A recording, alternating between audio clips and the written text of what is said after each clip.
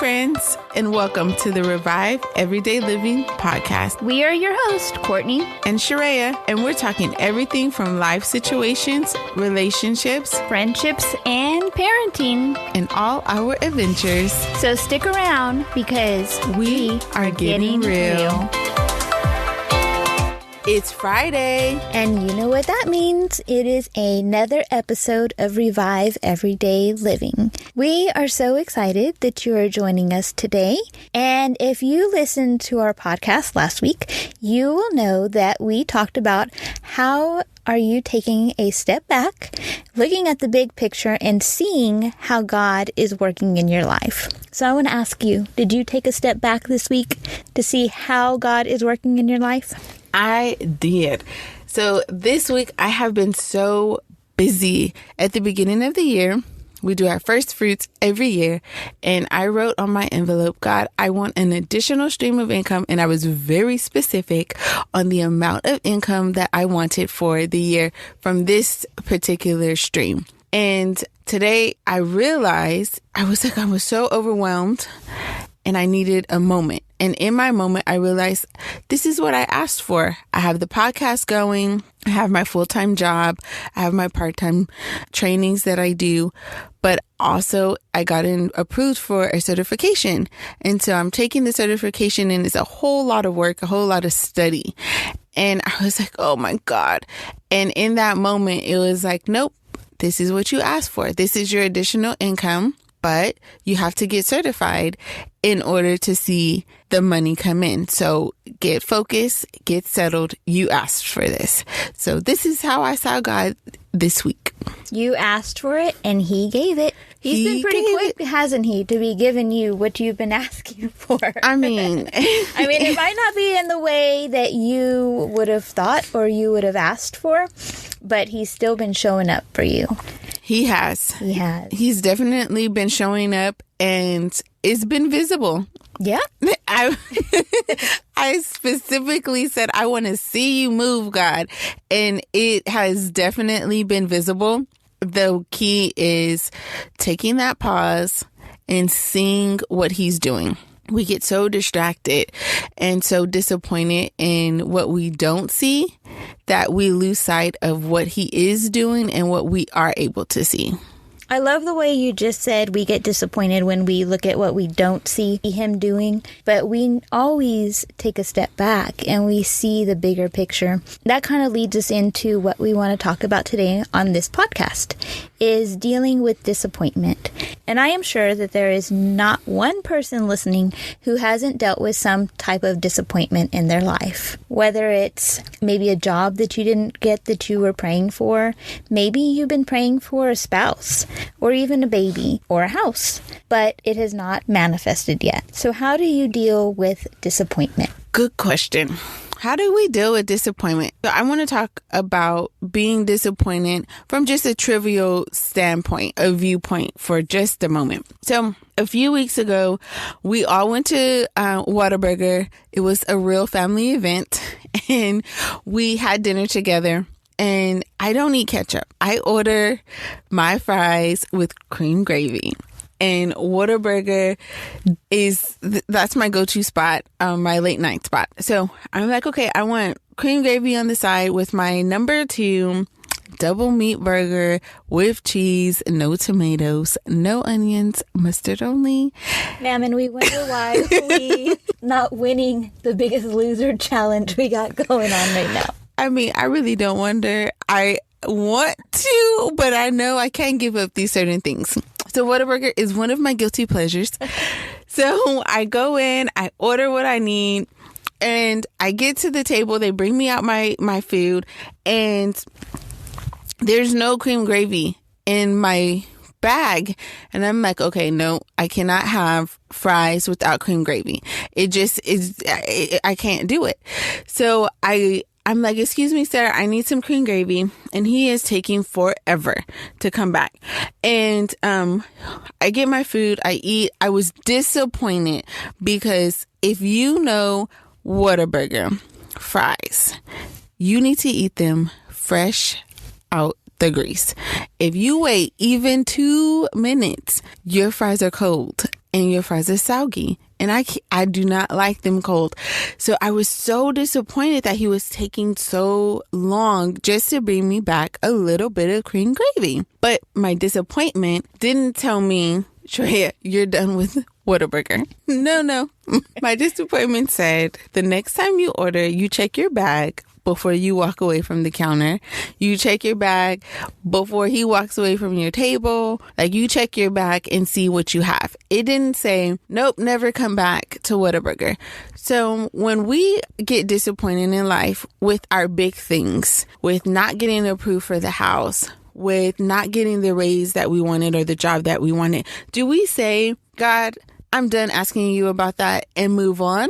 Or is there anyone that's like me in Whataburger and say, okay, God, I'm going to have to work a little bit harder. I'm going to have to take my experience with the disappointment and I craft and I change my prayers based off of my experience in disappointment. That's so good.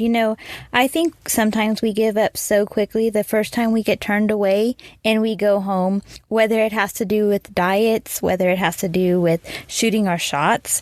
Maybe you were praying for a house. Maybe you've been praying for a marriage, but we don't just go home when we are not receiving what we are asking for the very first time. So just like you didn't get your cream gravy the very first time that you asked, you didn't go home. You didn't start playing the blame game. You went back and you said, hey, I want my cream gravy. So a lot of times, disappointment is a learning curve. Disappointment is that space where God tells us, not right now. I need to teach or I need to show you something in this moment. And I found in the times where I am heavily disappointed in God not answering my prayer immediately or the way that I want him to answer, it's generally because now I'm in a space of learning. Love that. This past, I want to say year and a half, I've really taken that to heart, that when I get disappointed, my first thing isn't to say, okay, I'm not going to discuss this with you anymore. My first thing is, okay, what are you teaching me? Where am I needing improvement, or where am I in this season? So it's kind of like a space of self-evaluation where I'm evaluating me. And there are some things that I've told God, I'm not talking about this to you again. I'm giving it over to you and I'm done with it. But there are some times that you have to say, God, show me. Show me what you're trying to reveal to me. Open my eyes to see, hear, and understand. Really, why are you saying no? Yeah, exactly. What do we do when God does not give you what you're asking for? I think sometimes, we ask God to fix the situation or we ask him to give us something, but instead he starts working on us. He builds our character. He builds our patience. He builds our endurance, and he's checking to see if that is what we really want. Do you really want what you're praying for? How hard are you going to work for what you are asking me for? There are a lot of times where we say, I've done all I can do. But is it really all you can do? How many times have we said, I've given my 100%, but have you really given your 100%? I know I say that a lot of times, I've done all I can do. There's nothing more, but really it's just because I've lost faith in it. Maybe I've lost hope and I'm just giving up. So was what I'm praying for really worth it if I give up when I don't get answered right away? No, that's a great question. Is it worth it if I'm willing to give up and I don't get an answer right away? I have some things that I've given up on because I feel like he was taking too long to answer. Right. So that's a great question. I'm going to have to mull over on that one. I really had to think about, okay, I have a few things that I've said I've thrown in the towel on, but it makes me think about this. I don't know if anyone is like me. When you hear something at church and you hear when you've done all you can, just stop and let God do the rest. You do everything that you can do and he'll meet you at your end, and your end is his beginning. I was like, Well, I'm done. I prayed. I'm done. I threw in the towel on this. I hope you catch it. But did I throw in the towel because I was actually done? Like, I've done what I needed to do, or did I prematurely throw in the towel? And the reason that he's not responding the way that I am anticipating is because it was like when you're running track and you're giving the baton. Mm-hmm. I started running too early, and he's like, okay, you're not up to me yet. You haven't. What are you doing? You're passing it out. You're passing the baton, and it wasn't my time to pass. Right. That's good. Another thing is I keep a prayer journal. I don't know if you keep a prayer journal, but I do. And sometimes I look back over the prayers that I've prayed in the past 5 years, and I look at them and it's so cringy sometimes because I'm like, I knew at that point in my life I was praying so hard for something to happen and it didn't happen. God didn't answer my prayer. And as I look back now and I read over those prayers that I prayed, I'm like, thank you, God, for not answering those prayers, because I would have been so miserable if you had. And so a lot of times, if we aren't praying God's will in our prayers, He's not going to answer those prayers. And so I want to talk about real quick, what do you do when you face disappointment in God because you've placed an expectation on Him that was actually a expectation not based on His will? I think with that, like, we have to first start out with, do we know what His will is for the situation? Do we know what His will is first? Because if I don't know His will, then I don't know that my expectation isn't matched. Like, my expectation isn't realistic because I'm unsure of His will. Right. I think also that we can sit here and pray and wonder, God, I am praying for this specific house, and I want you to answer my prayer for this specific house. And we don't get that prayer answered because it wasn't His will, yet we do not lose expectation in God just because He didn't answer a prayer the way we wanted Him to answer it. It's okay to have an expectation in God when we base it on knowing that His plans for us are good. So even if He doesn't answer our prayer in the way that we wanted Him to, we can still expect goodness from Him. And I think that's a difference between placing our own personal expectations on Him based on maybe emotions or just things that we want Him to do for us, versus basing it on what the Word says and knowing that His plans for us are good. His plans for us are good and to prosper us and not to harm us. Like, okay. Why did you go really low with that? Because I was like, make sure you say the verse correctly, Shreya. That's what I was saying in my head. But delete this part out. But delete that part out. But I think that if we remember... I'm leaving that in. No, because that was really creepy. Okay, but I think that if we remember that His plan and His will for us is to prosper us and it's not to harm us, then it kind of is reassuring when we are disappointed. I know for me, with the prayer journal, right? I used to be really big on the prayer journal, and I have journals here in my closet.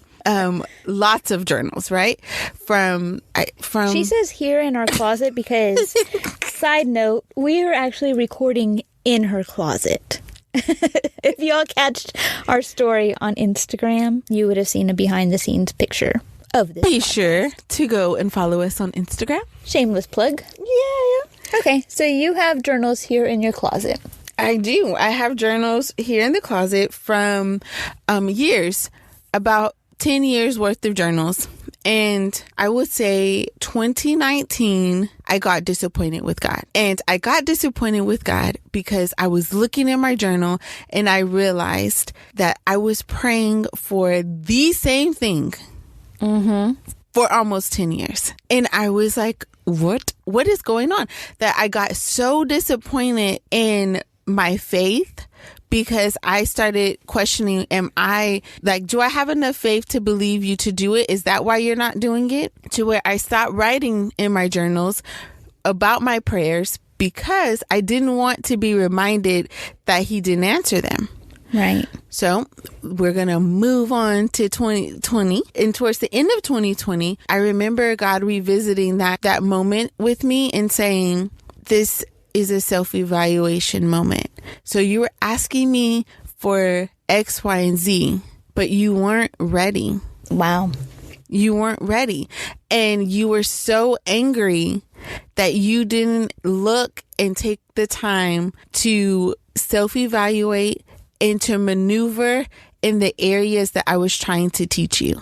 I was trying to reveal something to you and you were missing it because you were so angry.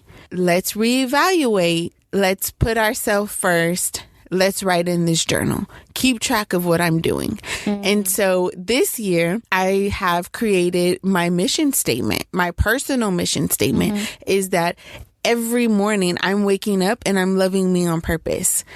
That's so important to me because that's my self-evaluation moment. Every day I'm evaluating myself, and it's not from a harsh aspect and a harsh moment of like, what am I doing wrong or anything like that, but more of, God, what are you revealing to me about me to prepare me for what I'm asking for?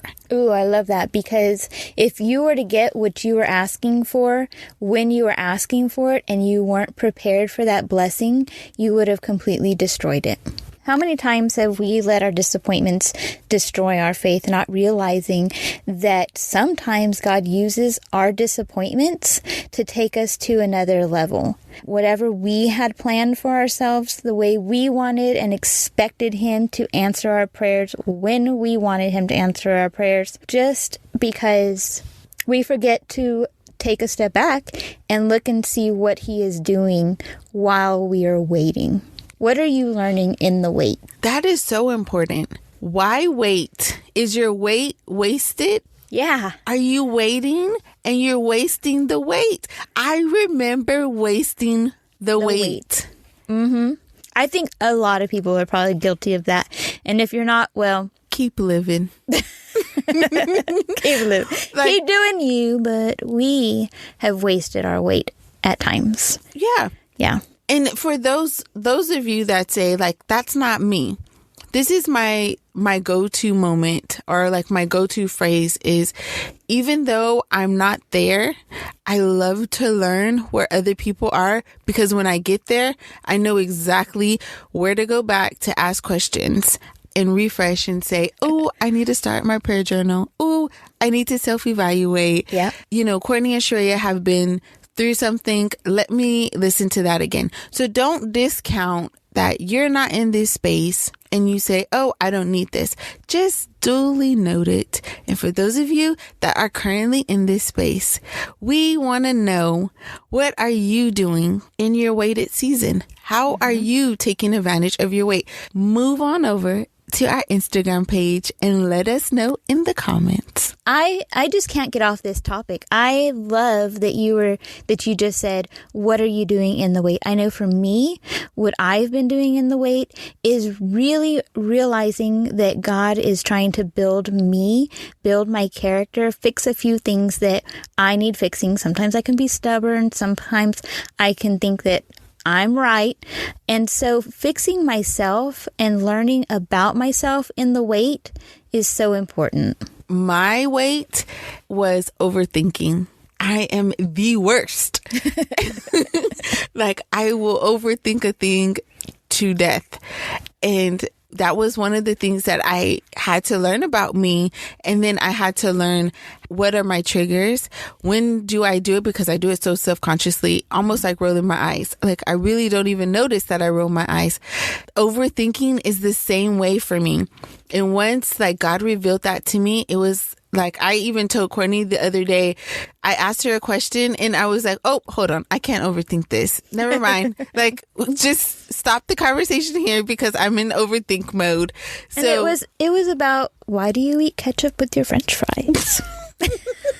She was about to bring out the whole books on me, psychology books on why people eat French fries and ketchup. And Courtney's response was, because half the world does. And I don't want my French fries soggy after I dip them in cream gravy. So what if He is actually doing in your life exactly what you have prayed for, just not in the way that you wanted him to do it. I know sometimes I don't see it. Like sometimes I literally don't see that he's doing what I wanted, just not the way I want it, because I'm looking for it the way that I want it. The way you wanted it. So sometimes it's really, I don't see it, but I'm reminded by outside sources, or I'm reminded by the Holy Spirit. Prime example. Earlier, I was saying that I was overwhelmed with the amount of work that just this week. Guys, I really woke up this morning and I was like, okay, I'm going to have to reschedule my entire life. Like I function off of a schedule. So I pretty much know what I'm doing every hour on the hour. So I'm like, okay, I have to reevaluate that, because this studying and me comprehending what I'm reading, I didn't allocate enough time in my day to study. And I'm like, God, I don't have more time. Mm-hmm. And in my complaint, the Holy Spirit reminded me, ma'am, you asked for an extra stream of income. So how you think you about to get this? Yeah. Like you're going to have to put in some work. So for me, sometimes I don't see that he is doing what I'm asking, because like, if I'm completely honest, when I asked him for an extra stream of income, I just wanted my purse to fall out of the sky. I did not really want to do work. Yeah. I find myself a lot of times very impatient, and I'm like, God, I've got some ideas. Like, I can really help you here. And God's like, I don't really need your help. I have struggled with being disappointed in myself, because when I'm reminded that he's working on my behalf, then I'm like, oh, dang it, I doubted you again. Mm-hmm. That's so good. Can I say dang it? Yeah. I don't know. I want to leave y'all with a quote that Stephen Furtick once said. He said, "Disappointment is a dangerous thing. It will cause you to set your expectations at the level of your experience and miss the purpose of God in your life. Sometimes we believe that He is only working things together for our good when it feels good. Are you wasting your wait?" We want to encourage you to keep believing, and remember, His will is to prosper you and not to harm you, to give you a hope and a future, even if it's not the way that you think or the time you expect. Here's a challenge for you. Start your own prayer journal, take a picture, post it, and tag us at Revive Everyday Living. Until next time, keep it real. Thank you for listening to this week's episode of Revive Everyday Living. Be sure to subscribe, comment, and share. Also, follow us on Instagram and Facebook.